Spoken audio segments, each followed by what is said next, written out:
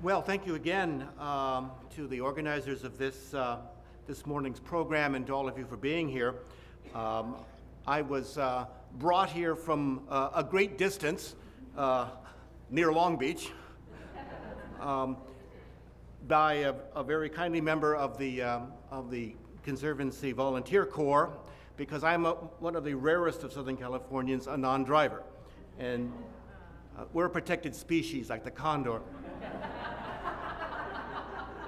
And it would have taken me a 6-hour round trip to get here, which may say something about Sprawl, I'm not sure. But I do want to carry on the conversation that Dr. Brugman began earlier this morning and bring that conversation to another quintessential post-war suburban landscape, the suburban landscape formed by the developers Mark Taper, Louis Boyer, and Ben Weingart in the development of Lakewood in 1949-1950, which was the first large mass-produced post-war suburban tract house development on the West Coast of a scale that dwarfed some earlier ones like Panorama City in Westchester and was more comparable to the development of Levittown, for example, on Long Island, which began in 1946. And I want to talk a little bit about the cultural setting in which we imagine suburban places and emphasize for you alternative approaches to looking at suburban places. Let's go back a little bit to talk about how suburban places were going to become in the post-war period. Because as we've heard earlier, the evolution of the suburban built form has deep roots, and in particular has roots in the Second World War. What we're looking at here is the cover of a brochure, part of a series produced by the American Historical Association that was distributed to fighting men and women in all theaters of war during World War II. Literally in the foxholes of Europe and the Pacific, men were being asked to think about where they would live when the terrible war years were over. Soldiers were being given an opportunity to imagine the world in which they would find themselves once the war was over. Literally, imagining with your Thompson submachine gun in one hand and your camouflage helmet on your head, thinking about home. And what would home look like? Well, surprisingly, it would look like that picture of the Levy's house from Levittown. Almost literally, the marketing of the suburban ideal for fighting men and women in the Second World War seems to have provided an imaginative space for the Levitt brothers to build Levittown on Long Island. So although we may talk about suburban development as having long roots in the 19th and early 20th century through a vast conversation that the nation had about how working class people were supposed to be housed, it is in the Second World War that we see that conversation concretizing around a simple house, a small house and a small lot. And I want to show you some pictures now of how that image of suburban development, marketed to fighting men and women in the Second World War, played out in a particular place, the place Lakewood, slightly north of Long Beach, 3,500 acres of former bean fields and beet fields purchased by the Lakewood Park Corporation from the Montana Land Company. And this is a map illustrating the land previously developed in Lakewood and the land purchased by the Lakewood Park Corporation in 1949 from the heirs of the Montana Land Company owners. You can see there's already some development, but a great deal of the area is ready to be built upon. And I want to show you the process. We heard earlier about the size and scale and scope and speed of development. When we're talking about Lakewood and other mass-produced tract house suburbs of the period, we're talking about thousands of homes built very quickly. In the Lakewood context, 17,500 houses built in less than 33 months. In less than 3 years, 17,500 houses. The images I'm going to show you next are from the period February to December of 1952. So here we are in February 52. A couple of months later, a couple of months later, a couple of months later, and then we're done. And you can, if we did a time lapse of this, it would look like something from a science fiction film, I should think. What we're seeing, of course, from one perspective, is the consumption of space. But from another perspective, we're seeing worked out on the landscape the imaginations of the men and women who would ultimately buy these homes. But you may also notice that what I've been showing you are a great number of aerial photographs. Aerial photographs taken by William A. Garnett, some of which we saw in Dr. Brugman's presentation. And we need to think with those about perspective as well, because we're going to be talking now about seeing a place from above, an aerial perspective. There's William A. Garnett on the right. There's his Piper single-engine aircraft on the left.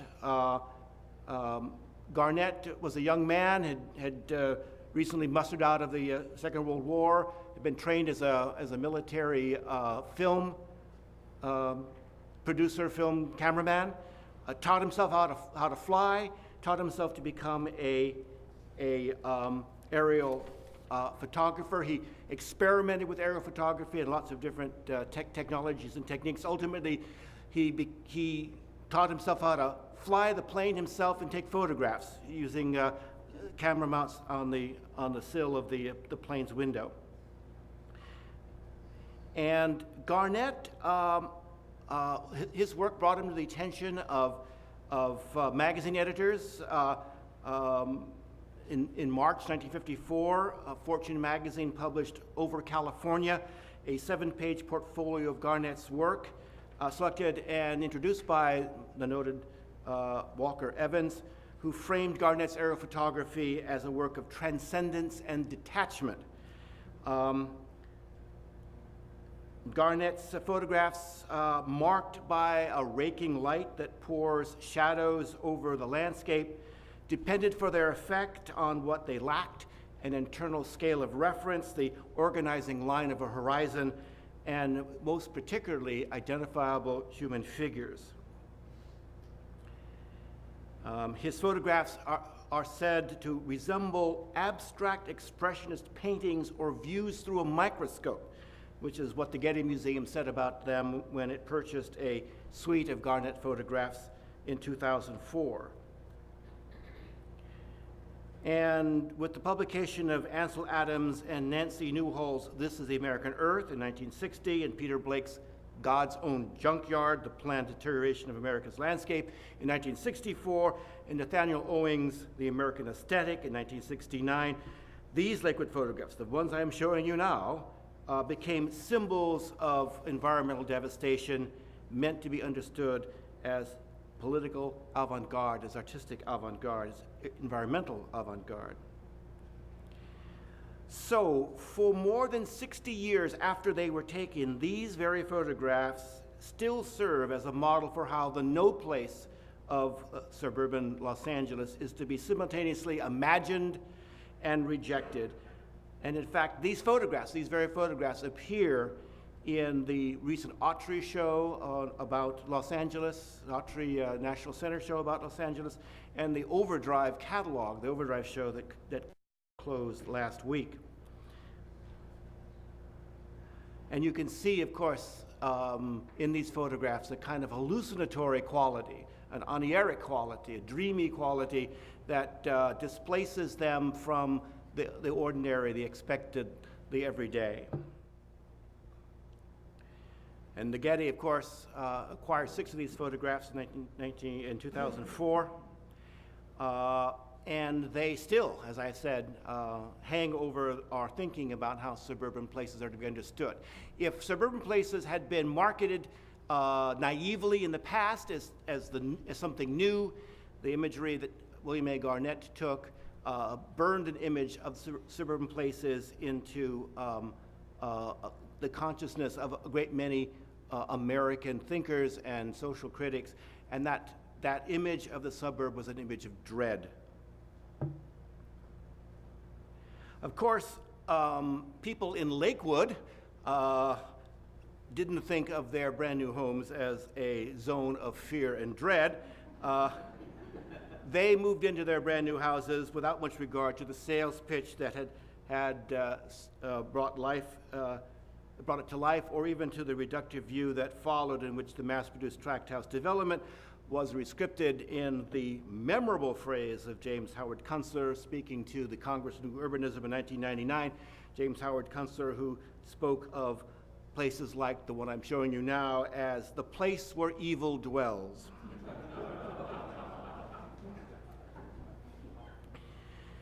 Sadly, Garnett's photography, that view from above, displaced suburban places and fixed to the nation's cultural memory suburban places as forever in between nature and desolation.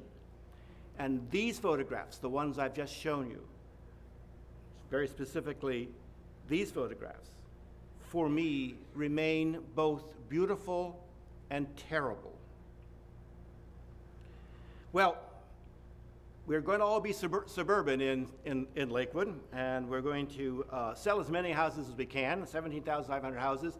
So in 1 hour on one day, they sold 107 houses in an hour in Lakewood.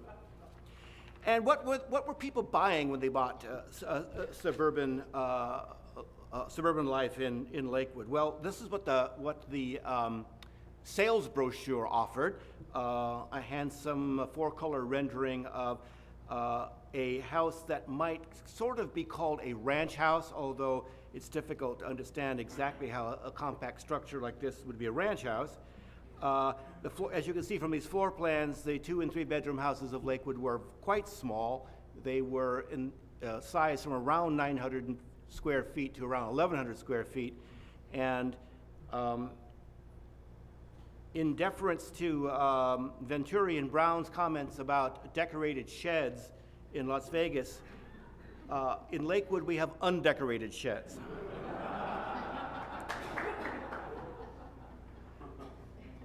And that is part of their strength, of course, because as unarchitectural as they are, they provide a space, enough space, for the domestication of the suburban experience and the expression of suburban homeowners.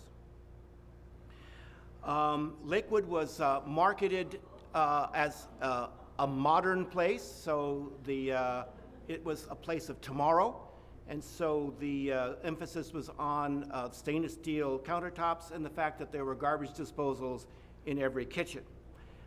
In the news trade of the era, this is called, for obvious reasons, leg art.